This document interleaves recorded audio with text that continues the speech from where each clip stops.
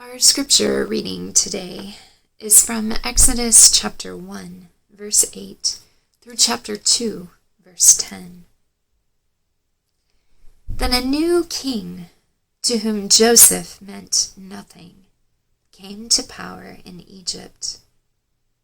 "Look," he said to his people, "the Israelites have become far too numerous for us.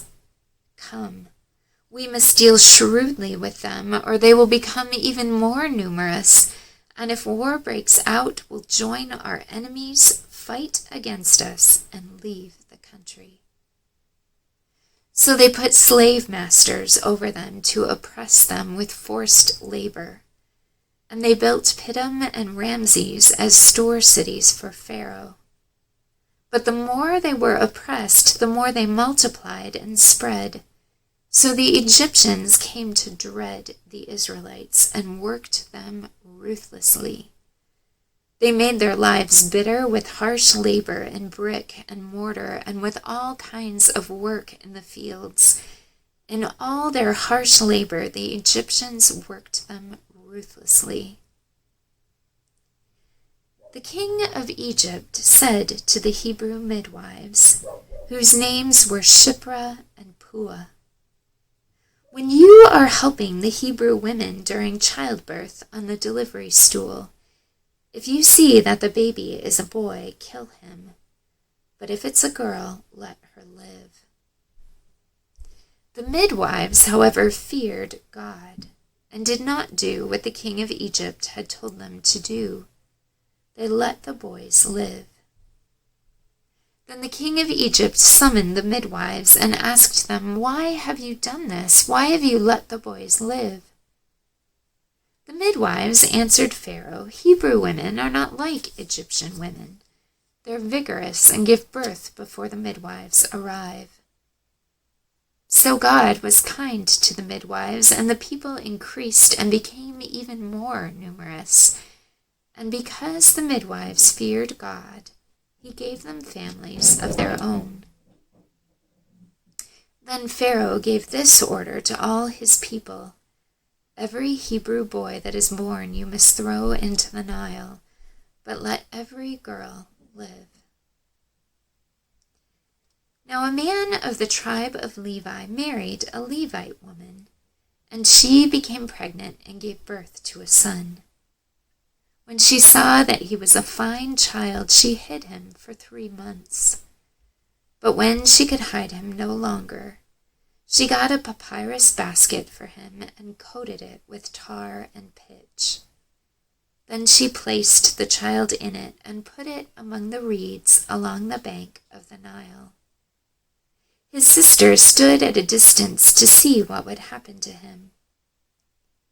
Then Pharaoh's daughter went down to the Nile to bathe, and her attendants were walking along the river bank.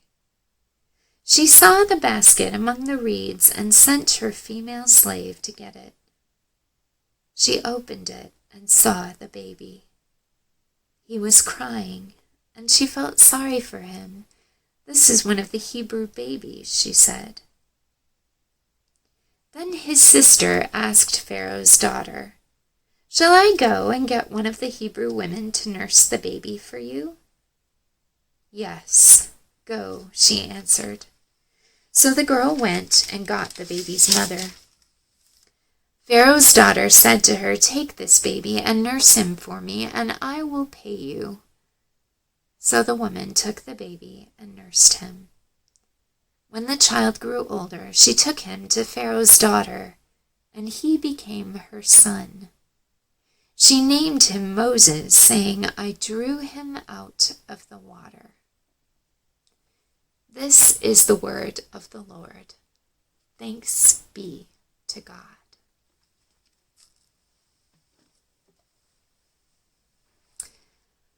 I'm wearing one of my favorite t-shirts today, and I feel a little self-conscious about preaching in it instead of dressing up more.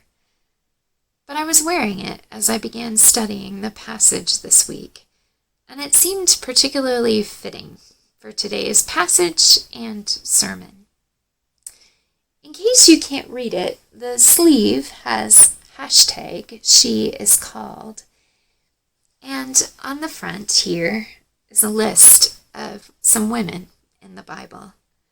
Miriam, Abigail, Ruth and Naomi, Rahab, Priscilla, Lydia, Phoebe, and last it says, and me.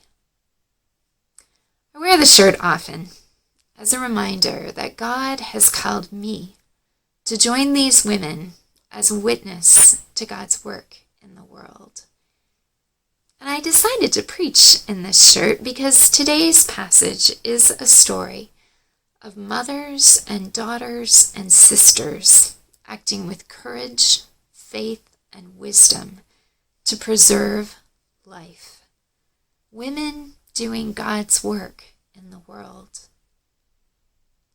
And because this story invites us to remember that we, too, are called to act with courage, faith, and wisdom, to participate in God's work in our world. It's a story of suffering and tragedy and faithfulness in the midst of struggle.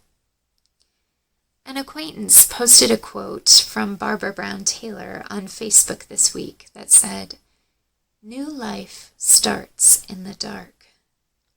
Whether it's a seed in the ground, a baby in the womb, or Jesus in the tomb, it starts in the dark." This is a story of new life, and it definitely begins in the dark. The first phrase in the reading that caught my attention was the description of the new king of Egypt as one to whom Joseph meant nothing. We didn't preach about Joseph this summer because we were away on vacation, but Joseph was the reason God's people were in Egypt. He was Jacob's son, sold by his brothers into slavery in Egypt, and rose to power after interpreting Pharaoh's dreams and helping him provide for his people during famine. Joseph eventually brought his whole family to Egypt, where they flourished. And now all of that is about to change, because a new king came to power, to whom Joseph meant nothing. Other translations talk about a new king who did not know Joseph. God's people are suddenly in a very vulnerable position. They are not known, and their contribution to the well-being of Egypt has been forgotten. The new king makes a speech and announces, "The Israelites have become far too numerous for us. Come, we must deal shrewdly with them, or they'll become even more numerous, and if war breaks out, we'll join our enemies, fight against us, and leave the country." The new king perceives the Israelites not as a blessing, but as a problem, a threat to Egypt's interests and security. A leader's words matter. And in response to this speech, the Egyptians enslaved the Israelites and made them build store cities for Pharaoh. The Egyptian strategy was to reduce the number of Israelites through hard labor, but it didn't work. The Israelites continued to increase in number, and, the narrator tells us, the Egyptians came to dread the Israelites. That's another phrase that caught my attention. Dread means great fear. The Pharaoh's fear spread to the people and grew into dread. When we're not in right relationship, we dread others. One of the questions on my mind as I sat with this part of the chapter was, how could this have gone differently? What if Pharaoh hadn't seen the Israelites as a problem, as a threat?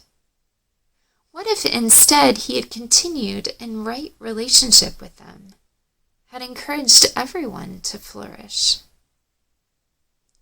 This is something I wonder about with our own country's legacy of slavery. What if back in 1619 those early colonists had freed the enslaved Africans who arrived by ship instead of keeping them enslaved? What if they had pursued right relationship and the flourishing of all? How could our story be different? And how can we pursue right relationships now, after so much harm has been done? The pattern of fear and violence builds in the story, and next Pharaoh speaks to the Hebrew midwives and tells them to kill any boy babies they deliver. Pharaoh is nameless. It's a title. We don't know his name. But the midwives' names, Shiphrah and Puah, are remembered. As a side note, we had to memorize their names for our Old Testament exam in seminary. Their names are still remembered. The name Shiphrah means beautiful, and the name Puah means young girl, and according to rabbinic tradition, they were mother and daughter. The narrator tells us that they feared God and did not do what the king of Egypt told them to do. I wonder if they considered it, if they talked it over, or if they simply continued to do what they were called to do, to welcome life, not destroy it, and to work for the flourishing of all. The narrator makes sure we know that it was their reverence for God that gave them the courage to defy evil. Shiphrah and Puah knew who they were, to whom they belonged. They feared God, so they resisted evil. In the midst of oppression and at great risk to themselves, they were faithful. Thwarted by the midwives, Pharaoh continues to resist life and orders the Egyptians to throw every Hebrew boy that's born into the Nile.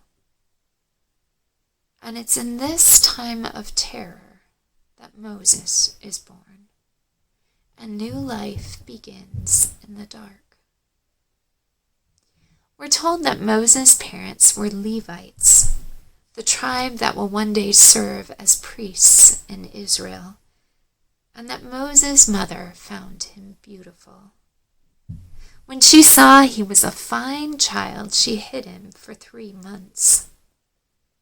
I like that detail about his mother finding him beautiful, a fine child. It's a reminder of how God finds us beautiful, delights in us, sees us as worth risking everything to save. The next part of the passage is probably familiar. When Moses' mother can't keep him hidden any longer, she does the only thing she can think of to keep him safe. She makes a watertight basket and puts him in it and brings him to the Nile River. As you may remember, water is a symbol of chaos and danger in the Old Testament world. And this image of a mother creating a safe ark for her child and sending him into the chaos is really powerful. She sets the basket in the reeds along the bank, and then we're told his sister stood at a distance to see what would happen to him. As a sister, that line pierces my heart. Imagining the young girl standing there, watching to see if her brother would die. And then a miracle happens. there in the reeds on the banks of the Nile, on the edge of the chaos, another young girl shows up. Pharaoh's daughter. She sees the basket and has someone fetch it for her, and she hears the baby cry and recognizes him as a Hebrew baby boy. And she doesn't put him back into the water, into the chaos, to drown. And Moses' sister, we'll learn her name later in Exodus, Miriam, sees Pharaoh's daughter with her baby brother and acts with courage and boldness. She offers to find a Hebrew woman to nurse the baby. Pharaoh's daughter agrees, and Miriam goes to get her mother. And not only is Moses spared, he's adopted into Pharaoh's household. Miracles can happen in the reeds at the edge of the chaos when two young girls of completely different backgrounds act together for the flourishing of a baby. Moses is spared, and new life for the people of God, hope for freedom, begins. So what to take with us today? One commentator observed, resistance to oppression often begins with small actions. The enslaved Israelites didn't have the power to defeat Pharaoh, but the midwives could save the boys, and the mothers and sister could save Moses. This encourages me and reminds me of the quote from Mother Teresa about doing small things with great love. We live in a world full of oppression and violence, and we live in a nation where people of color have suffered and continue to suffer abuse and injustice. And we are called to resist this evil, to act in big and small ways, to welcome life, to support and encourage the flourishing of everyone. We're called to courage like Shiphrah and Puah and Moses' mother and sister. And we're called to empathy like Pharaoh's daughter. We're called to resist evil. And the strength to resist, to stay faithful in the struggle, comes from God, who promises that one day through Jesus Christ all things will be made right and new. The lectionary psalm reading for today is a prayer giving thanks for God's presence in the struggle, and I'll close with it. It's Psalm 124. If the Lord had not been on our side, let Israel say, if the Lord had not been on our side when people attacked us, they would have swallowed us alive when their anger flared against us. The flood would have engulfed us. The torrent would have swept over us. The raging waters would have swept us away. Praise be to the Lord, who has not let us be torn by their teeth. We have escaped like a bird from the fowler's snare. The snare has been broken, and we have escaped. Our help is in the name of the Lord, the maker of heaven and earth. Thanks be to God. Amen.